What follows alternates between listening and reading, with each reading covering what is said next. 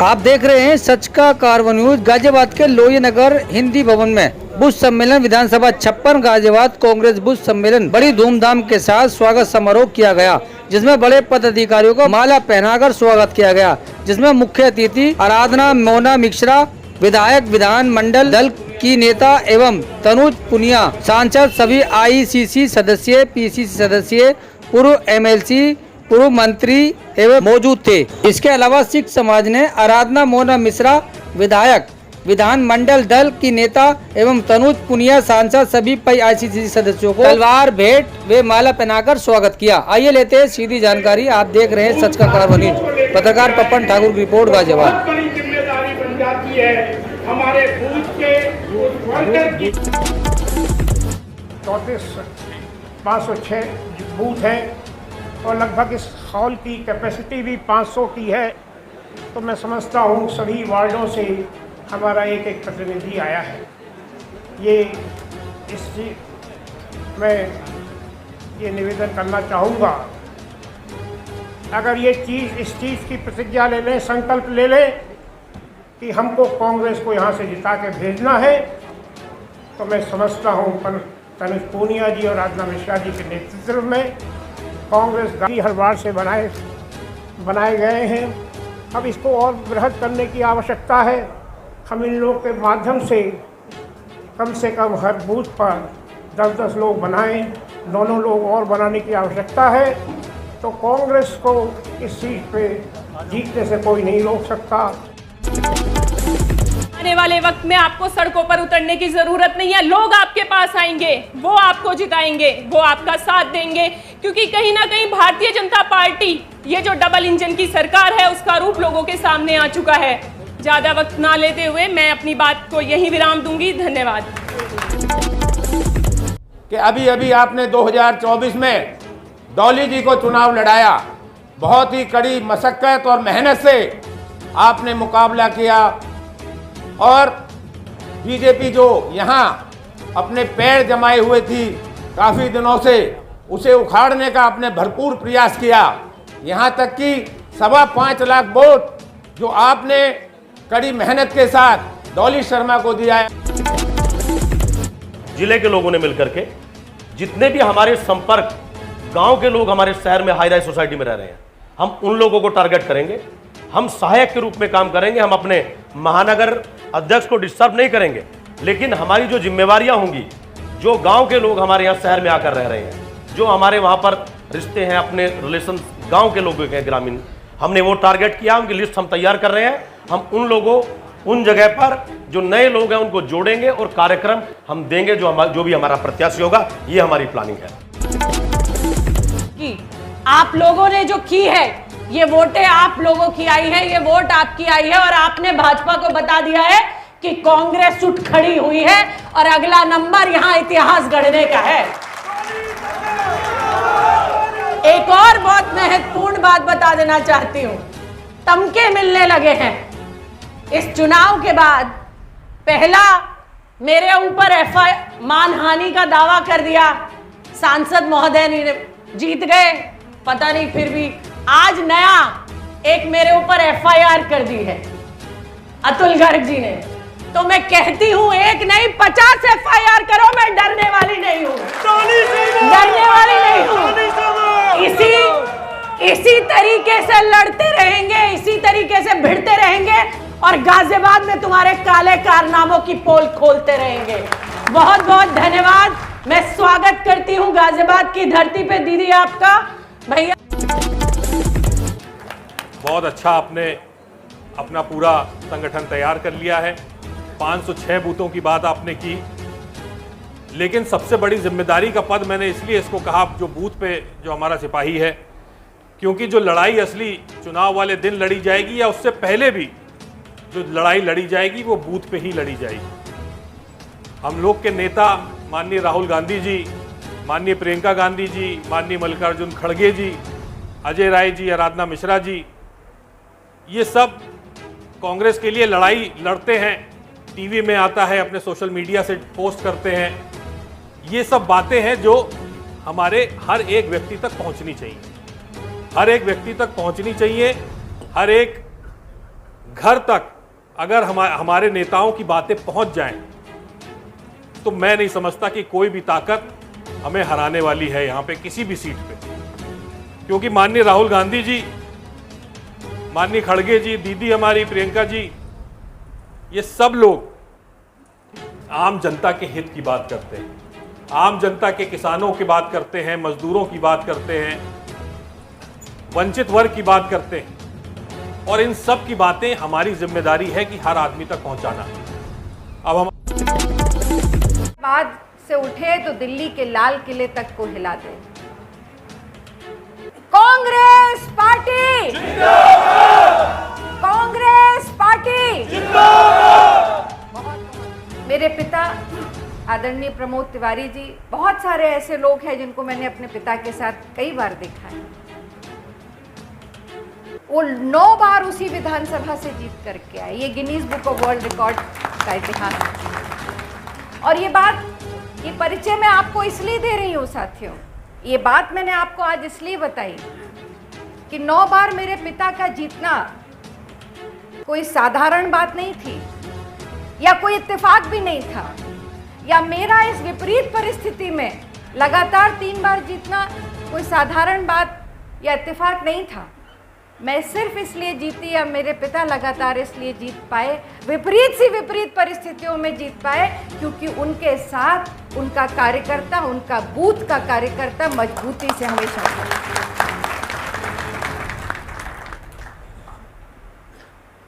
मैं आपसे इतना ही बताना चाहती हूँ कि कोई रॉकेट साइंस नहीं है। मैं आपको बता दूं, एक सीधी सी गणित है।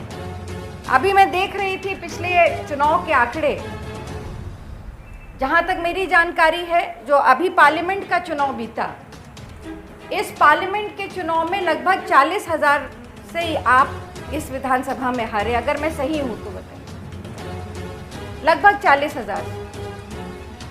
यहाँ पे जैसा मुझे बताया गया कि 506 बूथ हैं। अगर उस बूथ का बूथ अध्यक्ष ये जिम्मेदारी ले ले कि 100 वोट हमें दिलाने हैं, तो आप गुणा कर लीजिए। मेरी तो गणित बहुत अच्छी नहीं है, पर अगर 100 का गुणा 500 से करेंगे तो कितना होगा? 50,000। तो जो 50,000 वोट है वो तो यहीं बैठा हुआ है। और मैं आपको इतना जरूर कहना चाहती हूँ कि कांग्रेस के कार्यकर्ता में कल भी उतनी ताकत थी, आज भी उतनी ताकत है। 100 वोट तो मैं मिनिमम बात कर रही हूँ। ये कोई बड़ी बात नहीं है कि आप 100 को 1000 तक पहुँचा दें। ये क्षमता हर एक बूथ अध्यक्ष में मैं देख पा रही हूँ, और ये मेरा विश्वास है। पीछे हटने वाली में से नहीं हूँ। अभी डॉली जी बता रही थी कि आज उनके ऊपर एक और मुकदमा हो गया। मेरे ऊपर 6 मुकदमे आज आपके सामने खड़े, और 307 के अलावा जितनी धाराएं थी सरकार ने मेरे ऊपर लगा रखी। पर मैं किसी के सामने हाथ जोड़ के खड़ी नहीं हूँ। अगर मैं किसी के सामने खड़ी रही और कोई मेरी ताकत बन के मेरे साथ खड़ा रहा, तो मेरे क्षेत्र की जनता थी। तो मोदी जी का रथ यहीं पर रुक गया, जहाँ वो उनका सर आसमान के ऊपर रहता था, जमीन दिखती नहीं थी। आज मैं देखती हूँ किसी कार्यक्रम में जाते हैं तो अपने सहयोगियों के सामने हाथ जोड़कर ही खड़े रहते हैं। ये किसने संभव किया? ये उत्तर प्रदेश की धरती ने, उत्तर प्रदेश के कांग्रेस और गठबंधन के साथियों ने संभव किया। अरे 40 ही सीट तो चाहिए थी उनको, और 20-25 आप क्या, तो वो भी जितनी मिली है, मैं दावे के साथ मन से कह रही हूं, उसमें से भी आधी सीटें बेईमानी की जीती हुई है, उनकी काउंटिंग में जीती।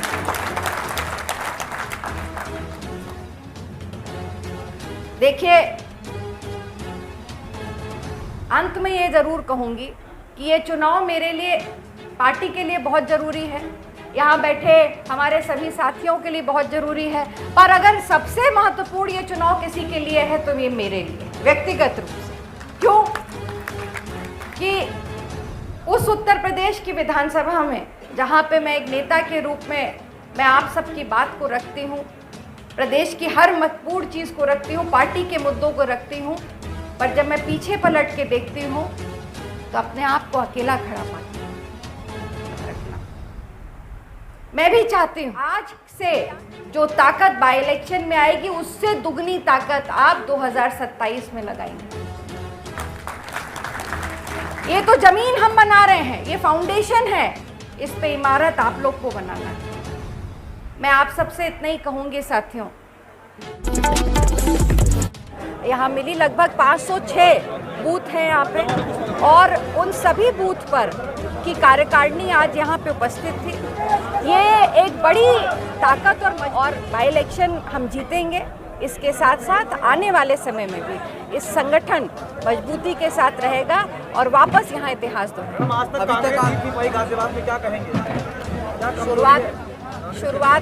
शुरुआत अच्छी हुई है। आज बूथ के मैंने बताया जैसे कि 506 बूथ हैं, और आज पहले ये जैसा मुझे जानकारी मिली कि सभी बूथों पर संगठन बन करके खड़ा हो गया है, और बहुत मजबूती, बहुत बड़ी ताकत के साथ हम एक मजबूत बूथ अध्यक्षों की संख्या कम क्या कुछ कहेंगे? देखिए कोई संख्या कम नहीं है। बहुत सारे बूथ अध्यक्ष यहाँ भी थे, बहुत सारे बाहर भी थे, बहुत सारे मुझे रिसीव करने भी गए थे। ये शुरुआत है। आज मुझे इस बात की खुशी है कि कम से कम 506 बूथ जो इस विधानसभा में है वहाँ पे सब पे गठन हुआ है, और आज के बाद से लगातार हम भी यहाँ रहेंगे, आप भी यहाँ रहेंगे, ये ताकत बढ़ती जाएगी, इसमें कोई कमी नहीं। क्या ये कांग्रेस का चुनाव गठबंधन से हो या खुद अकेले लड़ेगी? देखिए, मैंने अपने भाषण में भी यही बात कही कि आज की तारीख में ये बूथ सम्मेलन है, जहाँ तक चुनाव लड़ने की बात है गठबंधन के साथ हम चुनाव लड़ेंगे। अभी तक आपकी पार्टी का प्रत्याशी घोषित नहीं हुआ, चुनाव बिल्कुल कभी भी घोषणा हो सकता है, कब तक? पहले चुनाव तो घोषित हो जाने दीजिए, पहले चुनाव घोषित हो जाने दीजिए, फिर ये निर्णय होगा।